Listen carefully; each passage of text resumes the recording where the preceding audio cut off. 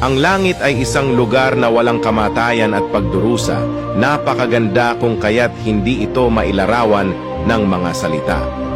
Kaya ano ang susi sa pagpasok sa langit? Sinabi sa atin ni Jesus, "Sa bahay ng aking ama ay maraming tahanan. Kung di gayon ay sinabi ko sana sa inyo, sapagkat ako'y paroroon upang ipaghanda ko kayo ng dakong kalalagyan. At kung ako'y pumaroon at kayo'y maipaghanda ng kalalagyan, ay muling paririto ako at kayo'y tatanggapin ko sa aking sarili, upang kung saan ako naroroon, kayo naman ay dumuon." Sa pagbabalik ng Panginoon, aakayin niya tayo sa walang hanggang kaligayahan ng langit. Ang pagsalubong sa pagbabalik ng Panginoon ay ang landas sa pagpasok sa kaharian sa langit.